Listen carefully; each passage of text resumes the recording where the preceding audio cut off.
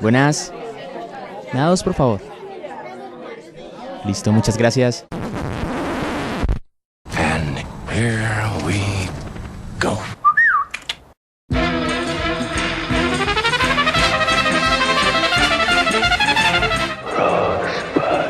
I am your father. This is Sparta! You shall not pass! Expecto Patronum! You're gonna need a bigger boat. Bond. James Bond. English, motherfucker! Do you speak it? ¡Tú eres un juguete! 35 milímetros.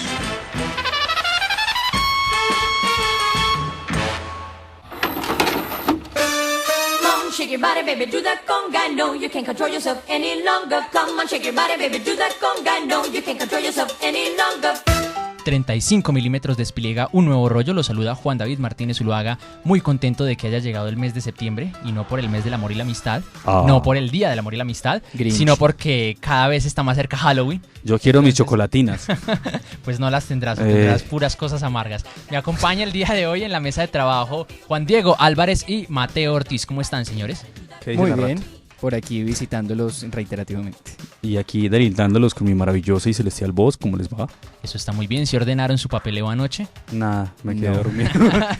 De hecho, es un problema vigente en nuestras vidas. Siempre quedarnos dormidos sin organizar nuestro papeleo. Ni Y nada. nuestra vida, Nuestra organizamos vida. nada. Expertos en procrastinar. por supuesto. Acuérdense todos nuestros oyentes que pueden seguirnos a través de nuestras redes sociales, @somos35 milímetros, que es nuestra página de Facebook, o nuestro canal de YouTube, que es La Caja de Fantasías. Igual nos pueden buscar a través del buscador como 35 milímetros críticas o 35 milímetros programa radial. También, para el que quiera escuchar la repetición, puede hacerlo todos los domingos a las 8 y 10 de la mañana, así que todos son muy bienvenidos. Hoy tenemos un programa un poquito especial que vamos a improvisar más de lo normal. De por sí este programa nunca tiene guión, pero hoy vamos a improvisar el doble. Porque Como hoy un sí buen nos- programa de radio que no tiene guión. como profesionales. Así que sin más, iniciemos ya de lleno con este programa. You've got to listen to the beat.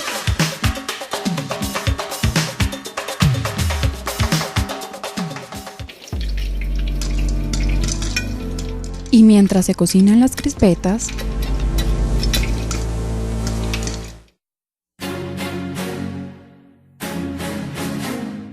En el plató de las noticias tenemos las claves para comprender la segunda temporada de Stranger Things. Esta serie, dirigida por los hermanos Duffer mejor, Duffer. sí, nos va a ofrecer en otoño del 2017 9 capítulos más para alimentar este universo que hemos creado con Stranger Things.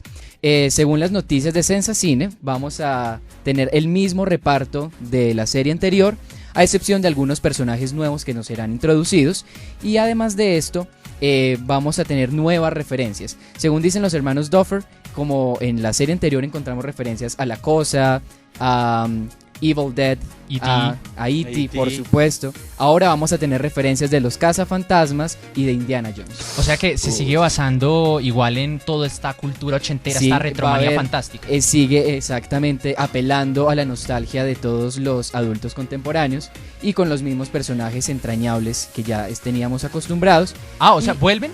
¿Los Sí, mismos personajes sí, vuelven? están los mismos Eso es un personajes. spoiler gigante para quienes no se han visto la película. La serie. La serie, qué pena. Carajo, bueno, Ya me la embarró, disculpo. sí. Pero ahí va a estar Hopper y va a estar Eleven y van a estar los 3 niños divinos y el niño muequito que se ríe hermoso. Toothless. Toothless. Yo siempre vi la serie ¿Toothless?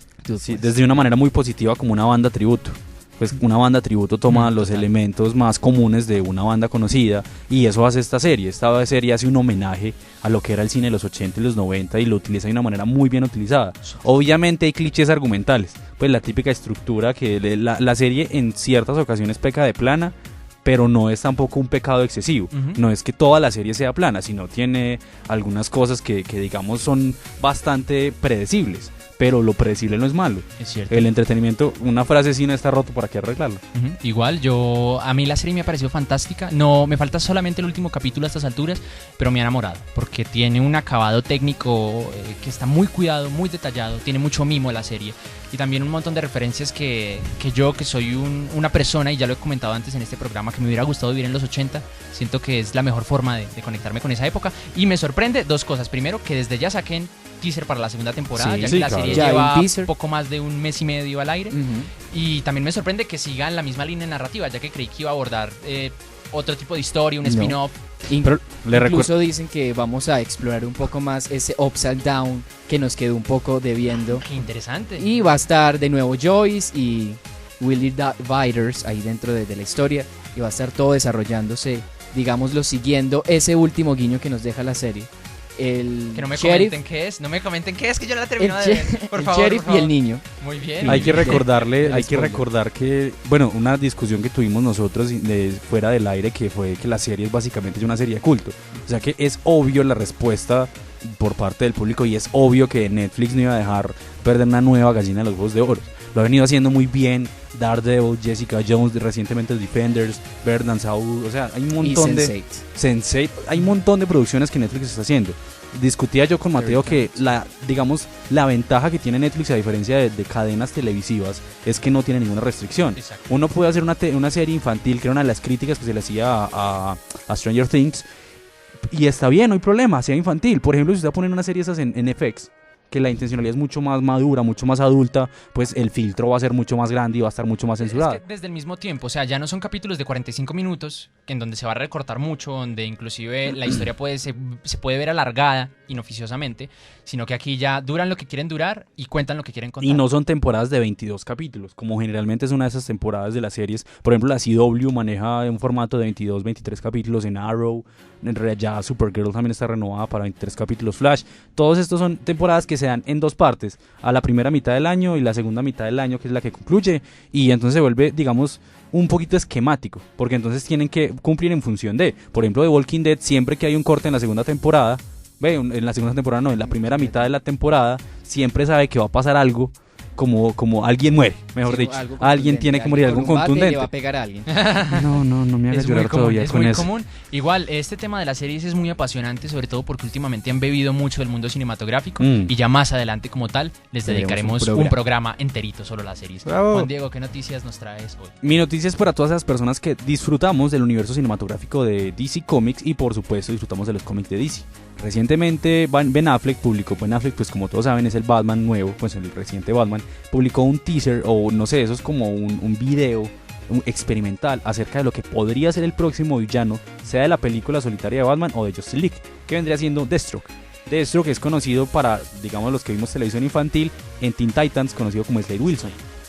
Entonces es posiblemente, y es uno de los villanos más emblemáticos, porque apareció primero en los Teen Titans, pues en los cómics, ha peleado con Green Arrow, ha peleado con la Liga de la Justicia, se la metió entera por muchas partes, y ha estado en muchos conflictos representativos. Entonces es un personaje que tiene, digamos, una gran acogida y una gran fanaticada, y que aparezca por fin, por primera vez en cine, es impresionante. Sin embargo, no es la primera vez que aparece, digamos, en esto, digamos, como tal. Extendido, sí.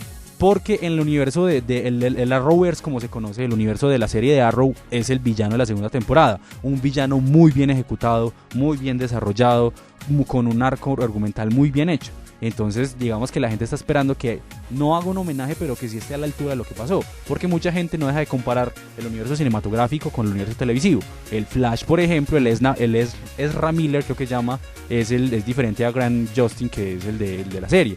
Y obviamente, pues el de la serie ya tiene 2 años, 3 años de ventaja recogiendo, interpretando Flash, ya tiene, digamos, ha cosechado este cariño de la gente. Entonces la gente tiene como esta reserva. Sin embargo, cuando salió el primer tráiler de la Justice League, pues la gente como que dijo, bueno, miremos a ver qué pasa, porque puede dar una oportunidad. ¿cuál es la mayor falla del universo cinematográfico de DC?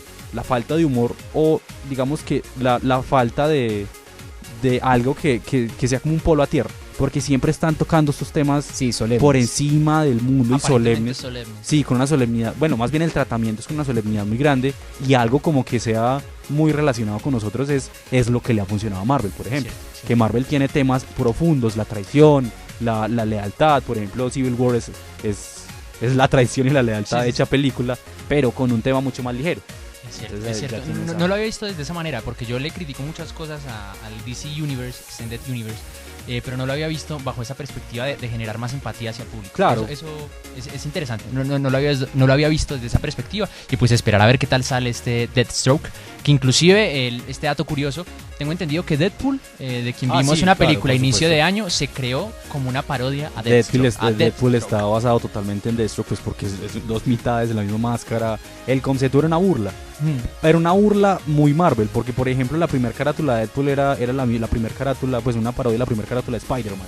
Sí. Entonces, obviamente, pues tenían que no hacerlo tan evidente. Pero sí, está basado totalmente en Es ese casi, podríamos llamarlo, yo sin saber de cómics, una especie de Deadpool, pero serio, sin los chistes y sin nada. Sí, más porque es un sanguinario. mercenario, trabaja para matar, aunque hay muchos mercenarios tanto en Marvel como en Sí, es DC cierto, Comics. es cierto. O sea, no podemos basar, pues si nos ponemos a desglosar qué personaje se basa en qué personaje, cuál vino primero, pues eso No, es una obvio, discusión que tomaría años porque son muchísimos. Sí, una discusión bizantina que no lleva a ninguna parte. Exacto. Pero lo que sí está claro es que Stan Lee es el hombre que sabe reír y reírse de sí mismo y reírse de todo. Sí, claro, obviamente. Por eso se permite esas valencias de andarse burlando de sus propios superhéroes, Sí. sin ningún problema. Aunque Deadpool no es de Stan Lee, es de Jack Kirby. No, Jack Kirby Pero me no. refiero a todo Es de ese otro. creación Sí, del la creación universo. del universo Por como supuesto. tal es una parodia a sí mismo, por supuesto. Por supuesto. Y bien, ya como última noticia, hace unas cuantas semanas, unos cuantos días, salió por fin el tráiler y primer avance de Rings, o El Aro 3, Sí, señor. que va a ser una película dirigida por F. Javier Gutiérrez, y que obviamente se va a conocer aquí de momento como El Aro 3, y en España como La Señal 3. Pero pues esto tiene muchos tintes de remake, La de reboot. señal, ¿por qué la señal? Bueno, Porque aquí es tengo la España. duda, porque no sé si así es como le dicen en España o le dicen en Argentina, pero yo he visto la película. Pero en las Latinoamérica, primeras, no, las en la primeras tres mayoría de como La Señal. Latinoamérica me imagino que será el aro, ¿no? Sí. Sí. Creo que en España es El Círculo. Sí, a todo gas. No, deberíamos hacer una apreciación ligera. ¿Qué les pareció el trailer? A mí me gustó mucho. A mí me agobió. Si yo tan solo imaginarme montado en un avión y empiezan a reproducir el video No, de la niña Dios del aro, mío. me muero. Hay una vaina con las películas de terror. Digamos, no, los temas de las películas de terror sacados de las películas del 2000 o de los 90, que siempre tienen digamos, lo han hecho no de una manera adecuada, tanto para la audiencia como para audiencias nuevas, porque siempre la prioridad es eso, como hay que renovar, hay que traer a nuevo público, y el nuevo público es aparentemente muy superficial. Esta película no, esta película tiene los mismos elementos que caracterizaron a las dos primeras, Sí, sí. e incluso La a las versiones llamada, japonesas. La chica ahogándose, Claro, la entonces, quemadura. eso es un el pecado brazo. que también me da, digamos que me atemoriza pensar de la chico de los película, que sea pecados. como una, digamos, como Star Wars, que utilizan la misma fórmula del episodio 4 en el episodio 7. O sea, hacer exactamente lo mismo para conseguir un resultado. ¿Eso es malo? No es malo. Ujú. Porque no necesariamente es malo lo que hablábamos. Si está roto, ves, si no está roto, ¿para qué arreglarlo? Hay que esperar a ver No, cómo y funciona. además ni que sea tanto lo mismo, porque yo veo que, y esto siempre me ha gustado mucho el concepto como tal de Samara o Sadako, si se le quiere ver desde su Sadako. perspectiva japonesa, y es que la están vinculando cada vez más con los equipos electrónicos, Sí. o sea, cómo un monstruo puede Mutar. llegar y mutar a la tecnología de hoy en día. Lo vimos en las cintas de VHS, lo veremos ahora en DVDs, y en esta Blu-ray. película lo vemos en Blu-ray. Hay que entender que la tecnología misma está Y avanzando. ya tiene que Sí, ponerse claro, la chile a incluso sí misma. el televisor que se cae ya no es uno de esos gordos, sino así, un Pero yo me elevado. pregunto si cuando alguien ve a una muchacha salir de un televisor es, ay, qué 3D tan lindo, o es, carajo, me están matando. Sí, un niño ahora es como 3D, muy bien, muy buenos 4D efectos. porque me estoy mojando. Pero entonces sí, o sea, me gusta mucho eso porque ahora estamos hablando de este video viral que se ha vuelto increíblemente popular, de las imágenes que se vuelven memes, y como esto sencillamente llega a la gente por sí solo. Pero Y hay me un- parece una forma bacana Sí. de hacer mutar el concepto, aunque eso sí, estamos viendo también ciertas cositas clichés de las marcas, de Ajá. cómo la maldición se va efectuando a partir de los días, pero no sé, a mí me gusta. Yo Juan, estoy muy pero encantado. ya que toca el tema, digamos, de la viralidad, hay un concepto que si no se utiliza bien puede convertirse en algo que no es. La película de La Horca generó una tendencia mundial con esto de Charlie Charlie. Sí. Y la gente no pensó en ningún momento que era una película. De la nada resultaron con una película, e iglesias, tantos movimientos sociales como políticos como religiosos dijeron, rechacemos esto por completo sin saber qué era. Pero yo siento que ahí fue porque hicieron la campaña publicitaria al revés, ¿no? O sea, como que primero muéstrame el producto y luego hazle campaña, no le hagas campaña a algo que no sé qué es. No necesariamente, sino digamos que se dejaron coger mucha ventaja. Es que cierto. esto de Charlie Charlie fue 3 semanas antes de la película, pues de anunciar la película. Está bien, una semana como crear expectativa en la gente, o dejar pistas de que se trate de una película. Con Charlie no había pista alguna al respecto. Exacto. O sea, la gente pensaba, esto es real, esto está está ¿cómo llega pasando? la histeria colectiva a tal punto de que sugestiona por 20 segundos de video? Y la gente hacía experimentos en internet. Y variaciones, el Brian con dos puñaletas. Es muy divertido pues, ver ese tipo de cosas. Entonces hay que esperar que... Bueno, afortunadamente no se llevó hasta allá, pero hay que tener en cuenta que Hollywood tiene que saber manejar esas viralidades. Por supuesto que sí. A esperar que nos trae más el cine y ya de lleno pasamos a nuestra siguiente sección.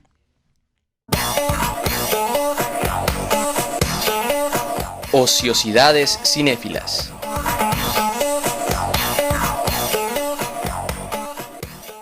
Ooh, baby, do you know that's right?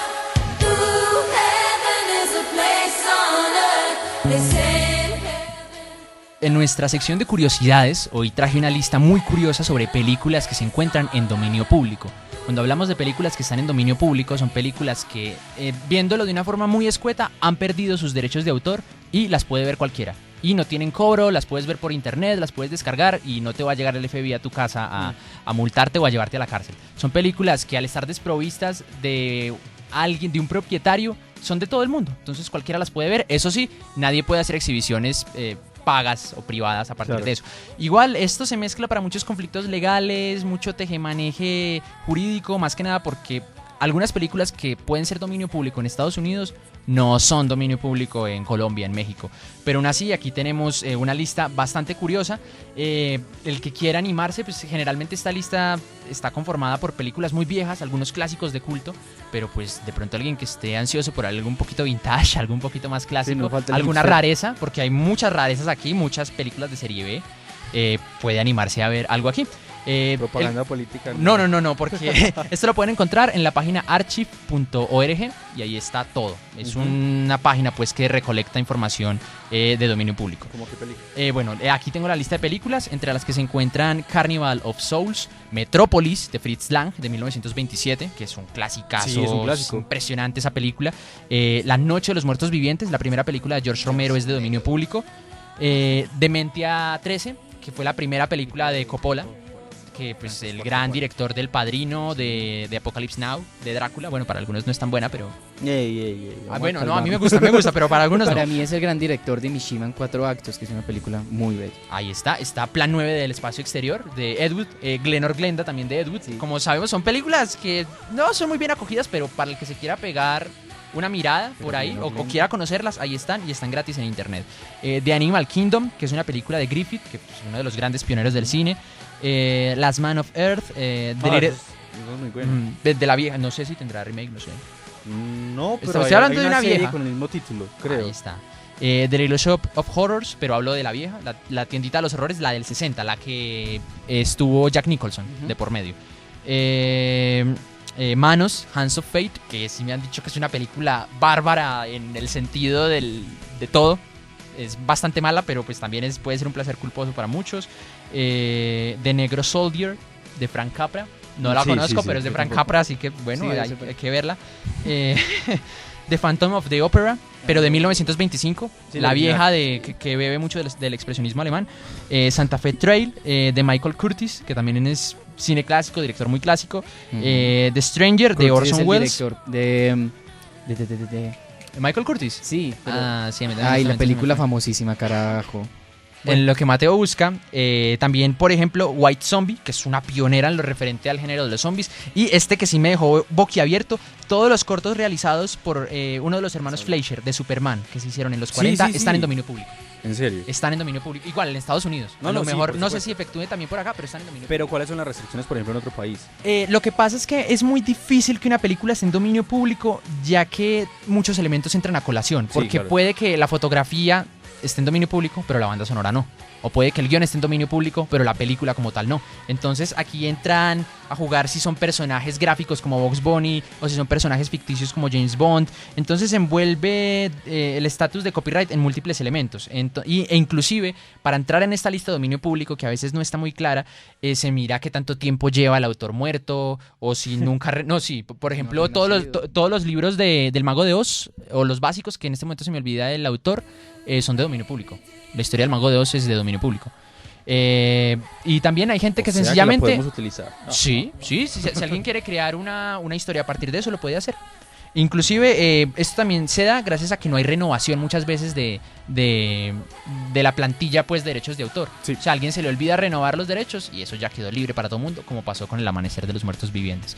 La Noche de los Muertos Vivientes. No sé ustedes qué piensan, pues, de que exista tanta cantidad de películas, alrededor de 5.000 películas en internet con libre visión para cualquiera. Yo creo que el cine como tal es de una libre visión para cualquiera como tal. Pues más allá de la manera en cómo accedemos a ella, sea por piratería, sea por medios legales, sino que yo hablo más que todo en la influencia del cine en el mismo cine o en otros medios.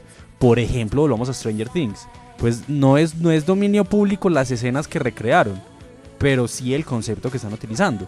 Y no les pusieron problema ni nada, ni están copiando ni pegando, están utilizando algo diferente. Entonces, pues es interesante que no me metan a la cárcel por ver una película de internet, siempre y cuando pues no la vean en una página, pague por ver. Ajá. Pero pues al menos, o sea, pero yo pienso que ese concepto ha existido desde las mismas proyecciones. Yo creo que cuando se proyectaban esas películas también habían lugares, obviamente bajo cuerda, que las permitían, y eso está bien. En Manizales tenemos cineclubs que no necesariamente tienen los derechos de autor de las películas, y eso no impide que se proyecten. Es difundir cultura.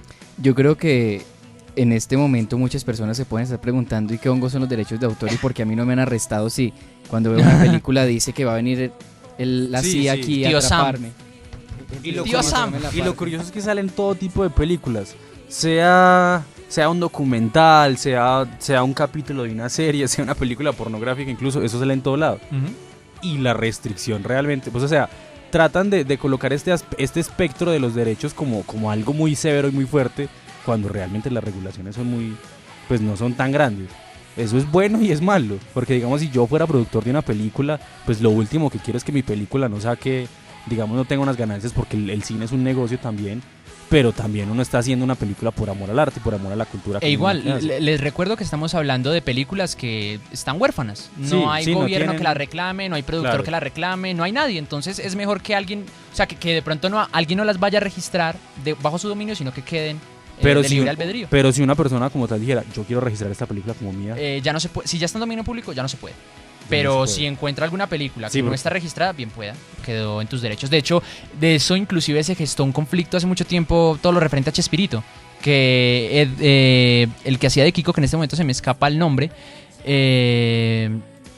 algo Villagrán, ¿no era? Carlos Villagrán, inclusive creo que fue La Chilindrina.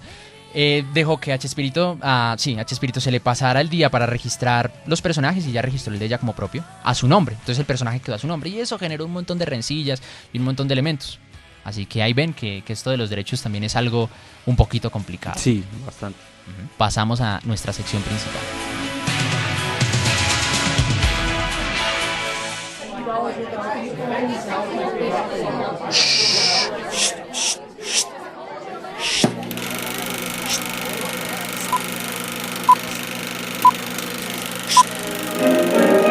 En proyección.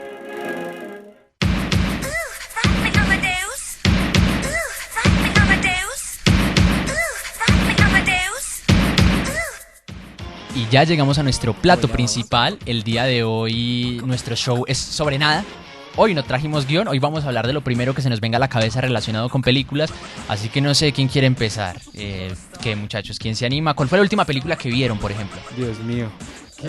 La última película que yo me vi fue de hecho una película que olvidamos mencionar en la transmisión pasada, que fue el musical de Metallica. Pues ya recordando el tema de la última sesión, que Metallica tiene una película que desafortunadamente les fue pésimo en taquilla. Perdieron aproximadamente la mitad del presupuesto que invirtieron de su propio bolsillo.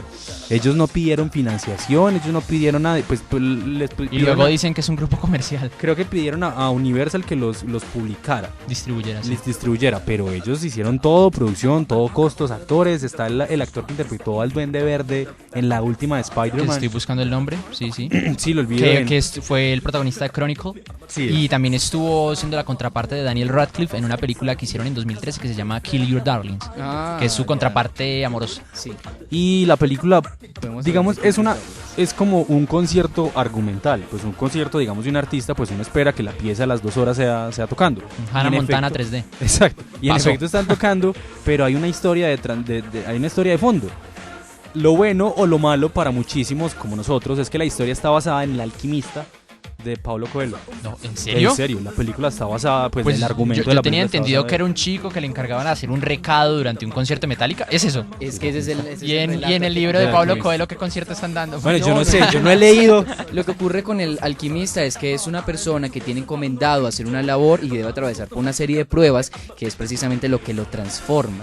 Y ese es el sentido profundo supuestamente de la novela, la transformación de una persona a través de una serie de pruebas que se ha visto en la historia. Toda la vida. Toda la vida. La película tiene, digamos, mucho para resaltar. Primero, pues está Metallica. Protagonizado Partamos de ahí. por Dean Dehan. Dean Dehan, exacto. Ah, y hay otra cosa que ya hablaré de eso, la campaña publicitaria. Primero por Metallica. Segundo, la producción está muy bien hecha. O sea, la película en cuanto a planos es muy bonita y tiene como un contexto metafísico, como está diciendo la transformación del personaje principal. Está llevando un paquete. Nunca se revela el contenido del paquete, pero digamos los integrantes de Metallica al final en entrevistas dicen que es el alma de Cliff Burton, el bajista muerto de la banda. Pues Dios mío, que uno diga, carajo, ahí tiene un alma, es como, hey, bueno, bajémosle el nivel un poquito. La publicidad de la película fue muy interesante, porque ellos tocaron en el festival que pudieron por 2 años, que se llamaba Orión, y tocaron, ellos fueron la primera banda, Metallica fue la primera banda como una banda independiente y se hicieron llamar Dehan, pues que es el Sí, sí, apellido sí. de ellos. Del Y la protagonista, sí. Y la gente veía en la cartelera pues de una banda que se llama Dehan, y quién carajo es esta banda, Nadie los conoce. cuando va llegando Metallica a tocar el Kill 'Em All por completo. Pues, Dios mío, uno pagar, o sea, generalmente las primeras bandas en todo festival son Es las como ir a un bandas Grita con Rock menos- y encontrarse con... Sí, con una banda popular. Con Carcas. Con Carcas, por ejemplo. La primera banda Joder. siempre es la que tiene menos asistencia, y la asistencia no pasaba a las 200 personas.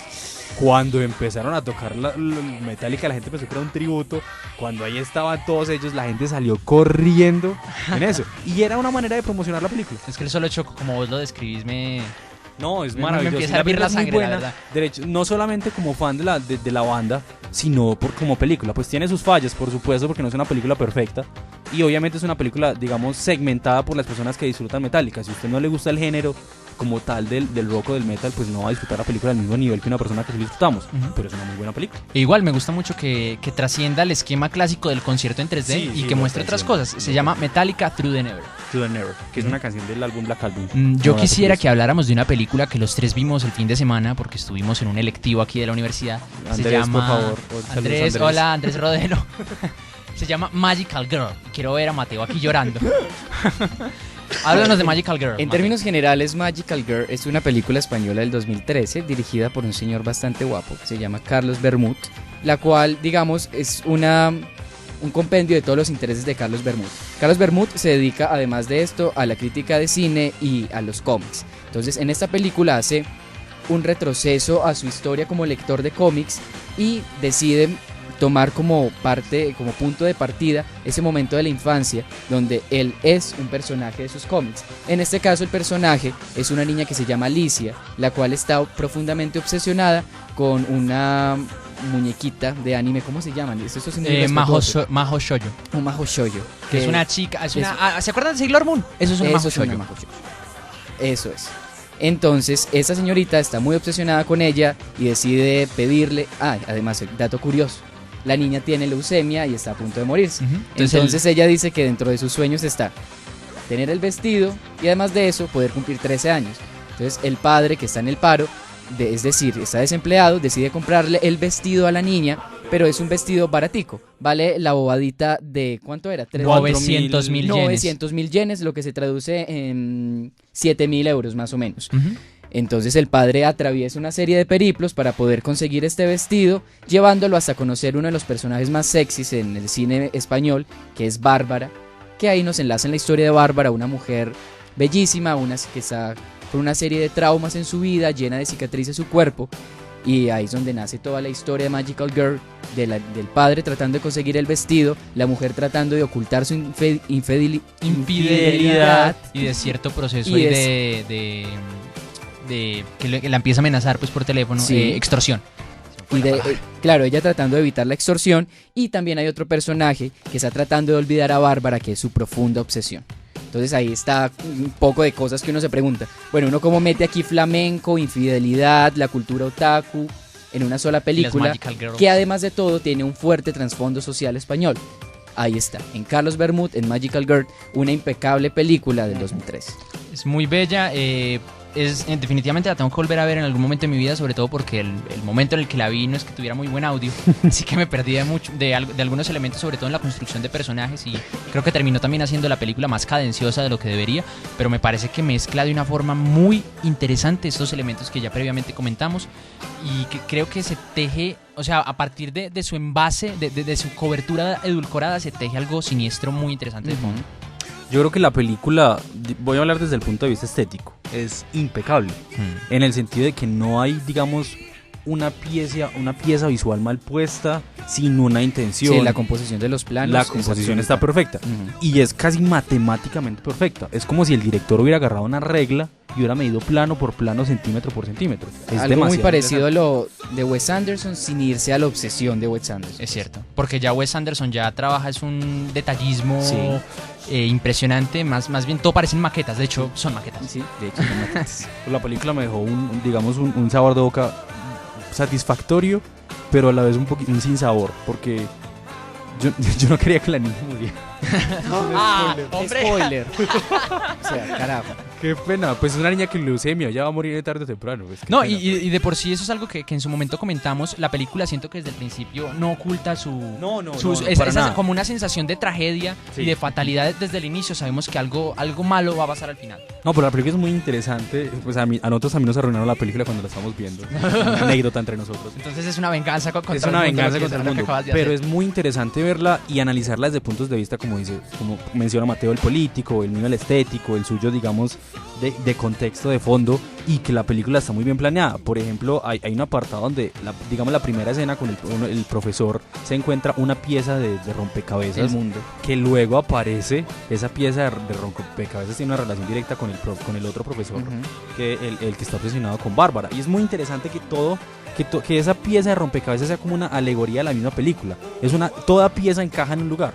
No hay una pieza, no hay una bala perdida, no hay un cabo suelto, todo está muy bien hecho, y así deberían de ser todas las películas. O al menos es un ideal No, sí, cinematográfico. es un ideal cinematográfico. Ya para ir acabando, yo quisiera hablar de una última película que es The Congress, que en este momento es una película, diría yo, de las más dañadas que yo he visto en mi vida, en el sentido de que hay un término en inglés que nunca le he encontrado la traducción fija para eso en español, que es blow your mind, que es hacer explotar tu mente. Y es que esta película es droga pura. Es lo que pasa, es una película de ciencia ficción que nos relata qué pasaría donde los actores que hoy en día conocemos comenzaran a ser generados directamente por computadora. Y qué pasaría donde la gente ya ha llegado a cierto punto y cierto avance de la tecnología pudiera emular a partir del mismo ambiente cibernético lo que él quisiera hacer, un prospecto del yo. Que igual es algo que hoy en día inclusive se puede hacer a partir de los roles o de los mismos avatares, pero aquí es algo muchísimo más sólido y es como un mundo virtual se convierte en uno real. Y lo más curioso, a partir de una estética animada, porque aquí se empieza a confluir un montón de seres animados, caricaturescos, y vemos entonces en el fondo a David Bowie, que en paz descanse, a Picasso, a Venus, a Yoko Ono, que fue lo que más me sorprendió. No sé ustedes qué pensarán de esa película, me parece una droga, pero una droga muy interesante a la hora de narrar su historia. Como bien decimos, no me parece perfecta, me parece que choca o sea, me parece que la forma en la que inicia choca un poco a la forma en la que termina, pero aún así me parece que culmina de una forma muy bella y con un simbolismo muy genial de como querer abandonar la masa en cierta forma, pero también siendo parte de ella. E inclusive cómo trascender la identidad cuando estamos descontentos con lo que somos. Yo tengo solamente algo que decir sobre la película, porque, digamos, es una de esas películas que todavía estoy en proceso de digerir, de digestión, y es los muchísimos elementos que tiene la película. Entonces, a mí me parece que hay como micro películas dentro del mismo filme. O sea, uno puede separarlos. Sin embargo, si uno los separa, perdería como el hilo que conecta todo y perdería el sentido de la película como tal, la majestuosidad de la película. Me parece muy interesante que sea una alternativa como como a este cine animado, porque la película pues tiene mucho componente animado. Tiene una carga erótica y sexual bastante notable, pero digamos, es una de esas películas que una persona tiene que sentarse a dedicarse a la película. Sí. Pues como toda película, pero esta más que nada. especialmente Sí, concentrarse sí, sí. en ella. Antes de que Mateo nos comente, está dirigida por el mismo hombre que hizo Balash con Bashir, que no sé cómo se llama. Se llama Ari Folman. si mal no Es estoy. israelí. Ari Folman, sí, se llama Ari Folman. A mí la película me toca profundamente. Yo, desde la primera vez que la vi, el fin de semana pasado fue la segunda vez, quedé enamorado de ella porque es un compendio de todo lo que, digamos, son mis intereses, entre comillas, intelectuales. Está la filosofía existencialista muy presente. Entonces, hay muchísimas preguntas acerca del ser en la masa, acerca de lo que Sartre llamaba el ser en sí, y también otra pregunta acerca del ser para sí. Y entonces se están preguntando siempre en cuál es nuestro lugar en el mundo y cómo tratar de hallar ese lugar en el mundo. ¿Lo tenemos que hallar hacia nosotros mismos o lo hallamos a través en correlación de la masa? Entonces, cuando nos proponen esta posibilidad de dejar de ser nosotros, de crear ese supuesto alter ego donde la fantasía es lo que domina, parece francamente maravilloso, y es un golpe profundísimo salirse de la fantasía. También me parece un elemento estético muy bello, y es que el ritmo, digámoslo por fotogramas, en la parte animada es mucho más lento y es evidente, o sea, es como un ralenti constante, y es ese elemento lo que puede generar un choque con las personas que lo ven y no están acostumbrados a las películas que suelen denominar lentas, porque es una película lenta, o sea, no ocurren muchas cosas, simplemente la historia de una madre buscando a su hijo, digamos lo que en términos generales es eso. Y además que me parece algo muy bello que esté basado en una novela de Stanislav Lem, que me parece un gran escritor de Solaris, que es una novela bellísima, y que es un escritor de ciencia ficción. Entonces también está este gradiente aquí de ciencia ficción en medio de todas las preguntas filosóficas. ¿Cómo se llama el libro para todo aquel que Se de pronto esté llama El animado? Congreso de la Futurología, Ujú. que si mal no estoy, no está en español, pero lo pueden encontrar como The Congress of Futurologists. Igual, es un buen aliciente para aprender el idioma. Muchísimas gracias, muchachos, por haberme acompañado hoy y por haber departido hoy. Ya saben, 3 películas que les recomendamos a partir de pura improvisación: Metallica, Through the Never, Magical Girl y The Congress. Recuerden que pueden seguirnos a través de nuestros portales web, Somos 35 milímetros, nuestra página de Facebook y La Caja de Fantasías, que es nuestro canal en YouTube. Hasta la próxima semana y sigan improvisando. Yo qué sé. Adiós. I would be crazy to share your life. Why can't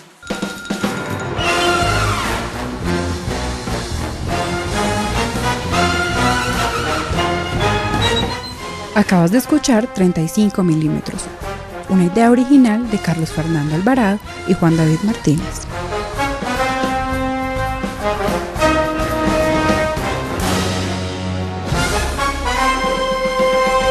Hasta la vista, baby.